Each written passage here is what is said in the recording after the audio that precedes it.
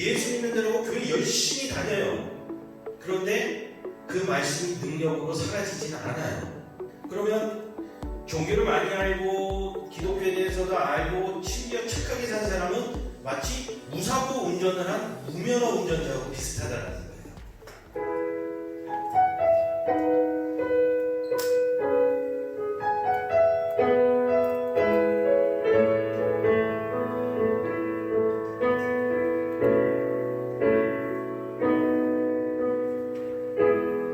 우리의 섬김이 더 낮은 곳으로, 우리의 고백이 더 낮은 곳으로 쓰러져 있는 그들을 향해 당신이 그릇듯 더 낮은 곳으로, 우리의 섬김이 더 낮은 곳, 우리의 섬김이 더 낮은 곳으로, 우리의 고백이 더 낮은 곳으로, 더 낮은 곳으로 쓰러져 있는 그들을 향해 당신이 그들 더 낮은 곳으로, 더 낮은 곳으로 우리 초대하네. 함께 하자고 말씀하시네. 우리도 예수 그 길을 따라 함께 가기워. 주님이 우리와 함께 하시네. 십자가 피 흘린 예수의 손으로 모든 아픔을 위로하시네. 우리 다시 한번 더 처음부터 고백하며 나아가도록 하겠습니다.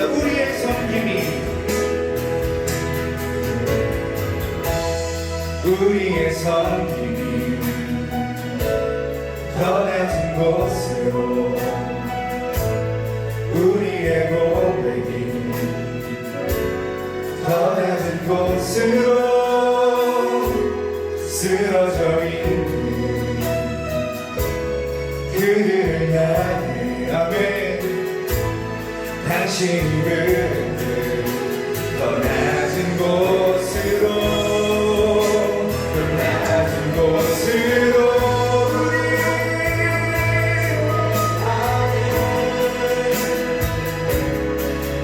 함께 하자고 말씀하시네. 우리도 예수 그 길을 따라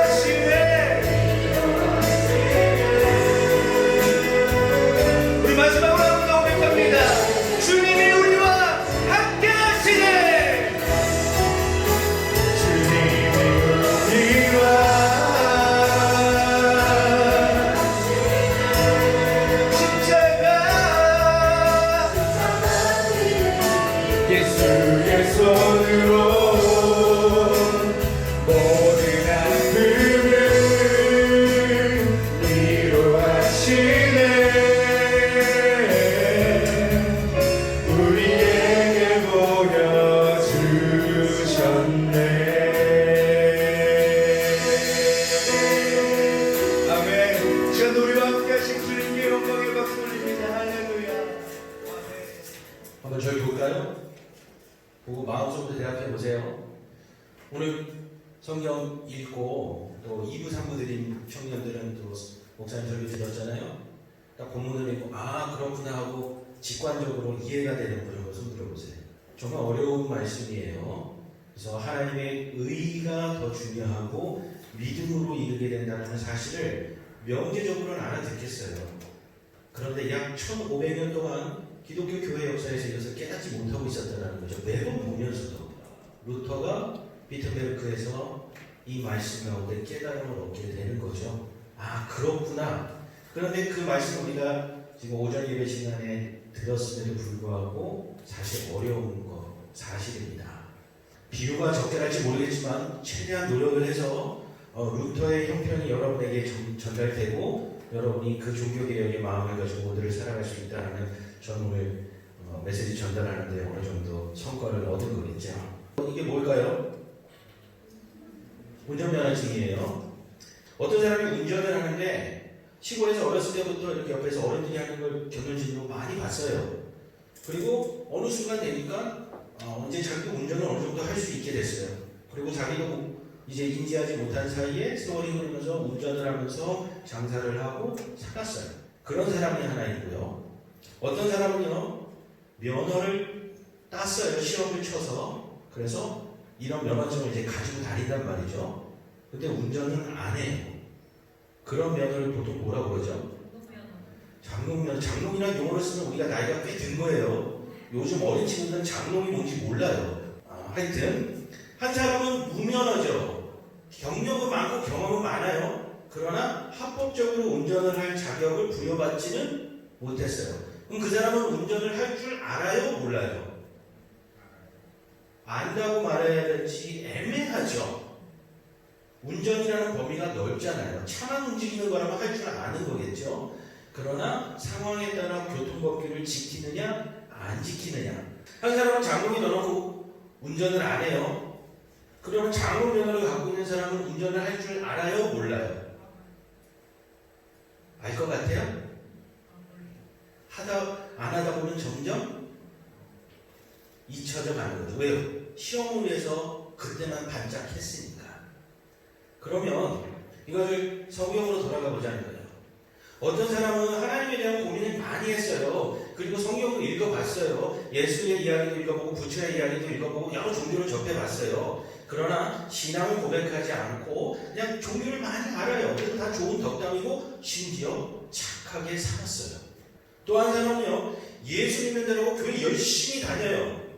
그런데 그 말씀이 능력으로 사라지지는 않아요. 상당히 추상적이죠. 우선 거기까지만 얘기합시다. 그러면 종교를 많이 알고 기독교에 대해서도 알고 심지어 착하게 산 사람은 마치 무사고 운전을 한 무면허 운전자하고 비슷하다는 거예요. 그리고 한쪽에는 뭐예요? 교회도 열심히 다니고 열심히 성경책도 읽은 듯 하지만 실제로 내 삶에서 내가 구원의 확신이 없고 믿음으로 믿음에 이르게 한다는 말 자체가 추상적이니까 잘 못 알아듣는 사람은 뭐예요? 면허증은 있는 듯 하지만 운전할 능력은 상실한 사람이겠죠. 물리적인 증거가 있다 할지라도 여러분의 삶에 복음의 능력이 나타나지 않으면 여러분은 껍데기만 있는 경우라는 거예요. 뭐 여러분이라고 말하기가 좀 어쩌할 수 있는데 저도 그래요. 다시 천국문 앞으로 가봅시다. 어떤 사람은 삶의 선한 일들을 어마어마하게 많이 했어요. 많은 의의를 쌓았어요. 그걸 앞에다가 다 갖다 놨어요. 그리고 그 뒤에 딱 서서 천사에게 보십시오. 나는 천국 들어갈 자격이 됐습니다. 자기의 공로를 다 보여줬어요. 그 옆에 또 한 사람을 보니까 이 사람은 여기에 하나님의 의라고 이름표를 달았어요. 근데 의로운 삶이 하나도 뒤에 없어요. 그럼 누가 천국에 갈까요? 하나님의 의라는 사실을 드러내고 알고는 있지만 그런 삶의 열매들이 없는 사람이 하나 있고, 한 사람은 의로운 삶을 막 착하게 살았어요. 그러나 하나님에 대한 믿음이 없는 사람이에요. 누가 천국에 갈까요? 둘 중에. 둘 다 못 들어갑니다. 누가 들어가요? 의가 있어도 못 들어가고 껍데기만 있어도 못 들어가요. 어떤 사람이냐? 하나님의 의 앞에 섰는데 그 뒤에 아까 스스로 의롭다 하는 사람은 자기 앞에 거기 섰잖아요. 그 뒤에 의를 보여주는 사람 뭐예요? 하나님의 자녀가 된 감격이 있기 때문에 그 삶에서 그게 자연스럽게 나타나는 사람이죠. 다시 말하면 내가 예수 믿으니까 착한 일을 해야 돼. 이거는 자기의입니다. 예수의 사랑에 감격해서 살아가는 사람은 그 사랑의 눈을 볼 수밖에 없어요. 세상은. 왜요? 예수께서 세상을 그처럼 사랑하셨기 때문이죠. 그들을 위하여 십자가에 죽으셨기 때문이죠. 그렇지 않고 예수를 믿으니까 예수 믿는 사람은 이래야 되는, 그래서 자기의로 다시 돌아간 겁니다. 그렇기 때문에 오늘 목사님을 위해서 오직 믿음으로 오직 하나님의 의라는 것은 추상적인 신앙의 개념으로 그것만 있으면 되는 거가 아니라 그것이 모든 것을 포함하기 때문입니다. 하나님의 의가 우리의 삶에 나타나는 거예요. 내 의지가 아니라 하나님의 말씀에 순종함으로 말미암아 하나님의 은혜의 강줄기가 세상에 향해 흘러가는 거죠. 교회 나와서는 주여 주여 부르시지만 세상에 가서는 그것과 상관없는 삶을 산다? 그럼 우리는 종교를 이용할 뿐입니다. 믿음이 영어로 뭐죠? 믿음이 영어로 뭐예요? 공부하고 있는데 교회까지 와가지고 영어를 질문해봐도 짜증나죠? 어떤 사람은 이게 faith라고 대답을 해요. 어떤 사람은 belief라고 대답을 해요. 그럼 기독교의 믿음은 faith에 가까울까요? belief에 가까울까요? 영어를 전공하지 않아도 faith 하면 무슨 종교적 의미 같은 좀 냄새가 나죠? 근데 belief 같은 건 무슨 신념 같은 냄새가 나잖아요. 그렇죠? 근데 둘 다 아니에요. 하여튼 설교자들은 고약해요. 답이 없는 질문을 던져놓고 맞춰보라고 해요. 왠지 아세요? 잘 보세요. belief의 동사형이 뭐죠? believe죠. faith의 동사형은 뭐죠? believe예요. 어떤 분은 faith는 동사가 없다라고 얘기하기도 해요. 그래서 세상의 종교는 faith다. 그러나 기독교는 believe다. 다시 말하면요, 믿음으로 믿음에 이르게 한다는 게 한국말로는 믿음하고 명사형으로 되어 있지만 원어의 뜻을 가면 믿는다라는 것을 행실이 자연스럽게 따라온다는 거예요. 우리는 이야기를 나눌 때 믿음이냐 행위냐 하고 나눠놨어요. 여러분 중고등학교 때부터 윤리 시간에 배웠죠. 플라톤의 철학을 하면은 이데아와 현상계, 그러면서 그걸 구분해놨죠. 이건 그리스 철학이 우리에게 심어준 구조예요. 원래 하나님을 향한 신앙에는요, 관념과 현실이 분리되지 않아요. 왜요? 예수께서 이 땅에 오셨다라는 사실 세상 사람들은 인정을 안 하죠. 왜요? 신적인 영적인 세계와 육신의 세계를 분리시켰기 때문이죠. 그러나 그 하나님께서 우리를 창조하셨어요. 육신의 세계를. 분리의 역사는 인간이 만들어낸 거라는 거죠. 다시 말하면 우리가 믿는다 말할 때는 교회 와서 주여 주여 부르짖는 것만이 아니라 세상에서 믿음의 삶을 살아갈 것을 의미한다는 거죠. 그러면 그걸 뒤집어 얘기하면 주여 하지 말라는 얘기냐? 그럼 또 행위로 치우치는 거죠. 그렇죠? 다른 사람은 관념으로 치우치고 결국은 그 모든 것이 하나님의 은혜 안에서 다 드러나는 것이 하나님의 의요 믿음이라는 거죠. 자, 종교개혁이 1517년에 일어났습니다. 마틴 루터를 생각해 보세요. 수도사로서 그 당시에 우리보다 더 종교적인 세상에서 태어났어요. 그 가운데서 성직자가 됐어요. 안전한 삶이 보장되어 있었어요. 그러나 친구가 함께가 되어 옆에서 벼락을 맞고 죽게 돼요. 그 순간 삶과 죽음에 대해서 고민을 하기 시작했다는 거죠. 그리고 내가 당연시 의심하지 않고 믿어왔던 로마 가톨릭에 대한 의심이 생기기 시작해요. 왜 생겼느냐? 죽음을 마주하게 되고 독일어로 된 성경을 보기 시작하자 그의 삶에 변화가 일어나기 시작했다는 거예요. 말씀을 읽기 시작하고 삶과 죽음을 경험하기 시작하니까 변화가 일어난다는 거예요. 그의 경우가 그렇듯하지만 우리의 경우도 마찬가지입니다. 삶이 부족하고 평안하면 말씀이 눈에 안 들어와요. 가만히 있어도 당연한 거니까요. 그러나 죽을 것 같고 괴로울 것 같으면 하다 안 되면 결국은 말씀을 붙잡습니다. 인간의 힘으로 할 수 없는 영역이 나오기 시작하기 때문이죠. 마틴 루터가 그걸 읽으면서 믿음으로 믿음에 이르게 하는 것이구나. 모든 자에게 능력이 되는 하나님인데 왜 우리는 이렇게 살고 있을까? 왜 카톨릭은 자꾸 이 중세시대에 부패해가고 있을까? 내가 여기서 이것을 문제시하면 어떻게 돼요? 피곤해지는 거죠. 자기도 보전이 안 되고 죽음의 위협에 휩싸이게 되고 심지어 종교적으로 이단이라고 정죄까지 받게 된단 말이에요. 뻔히 아는 사실이에요. 그러나 그가 혼자 있는 역사는 아니에요.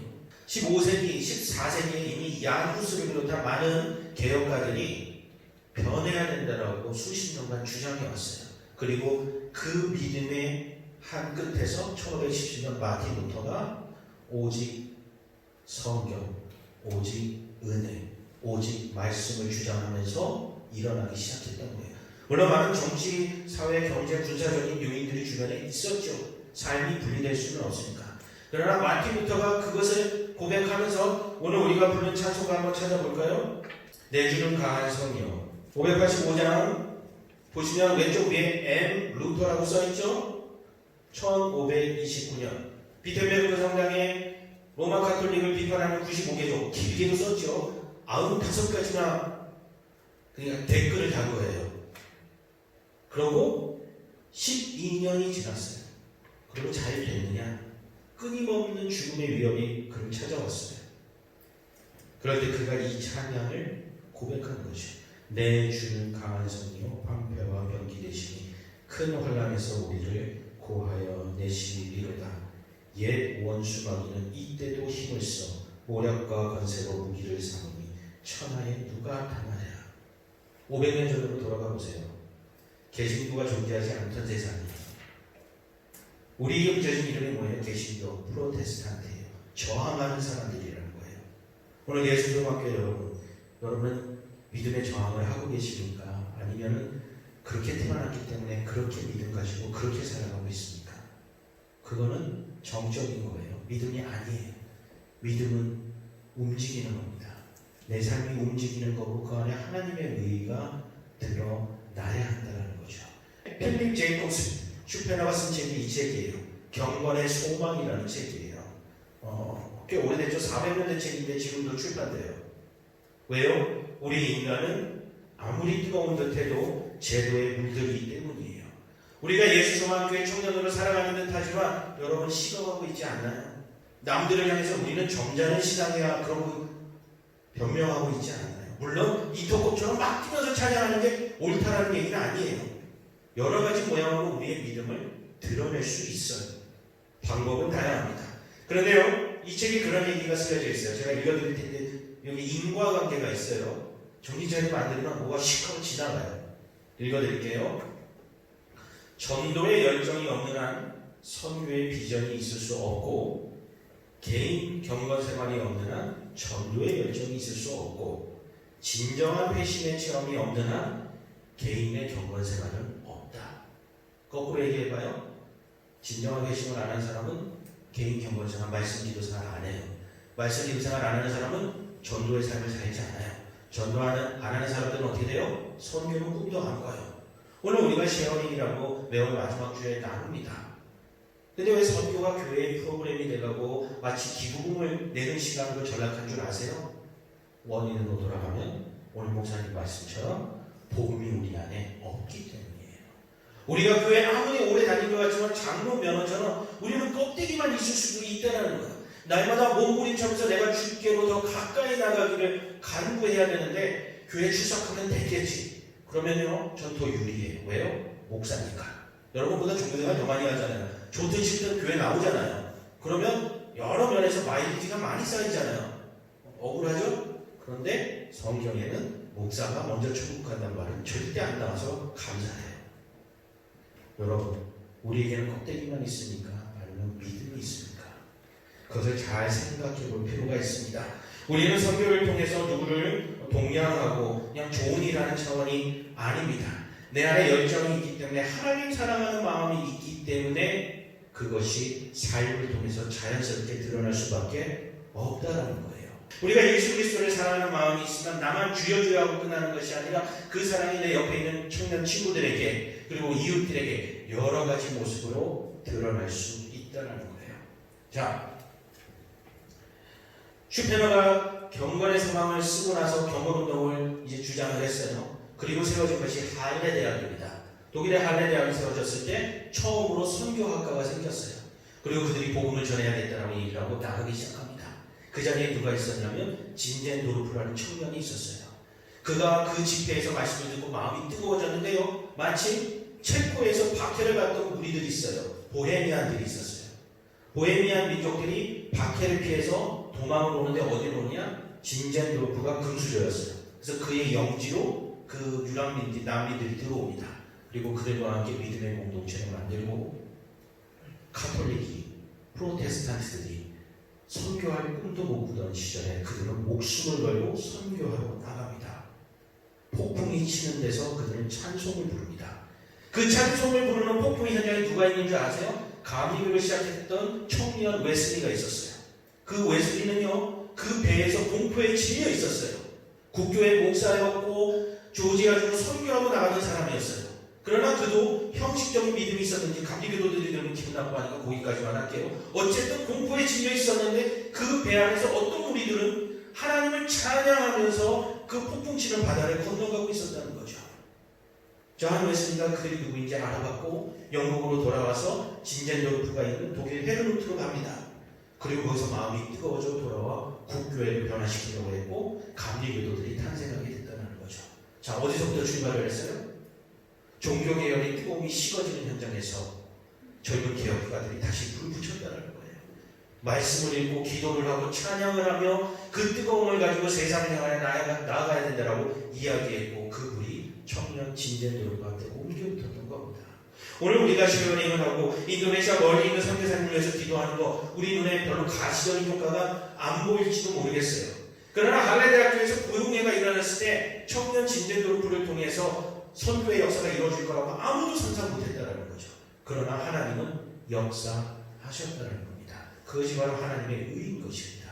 하나님의 의라는 건 추상적으로 우리의 머릿속에 자리 잡고 있는 개념이 아닙니다. 여러분, 하나님 앞에 무릎을 꿇고 기도하셔야 됩니다. 여러분 각자의 삶이 다 다른 거 압니다. 지나온 길들이 다른 거 압니다. 그 다양함들을 아름다움으로 드러내세요. 전과생활 열심히 하시고 주변들과 함께 기도하고 그것이 온라인이 되든 우리처럼 이렇게 대면 예배가 되든 열심으로 믿음 생활하십시오.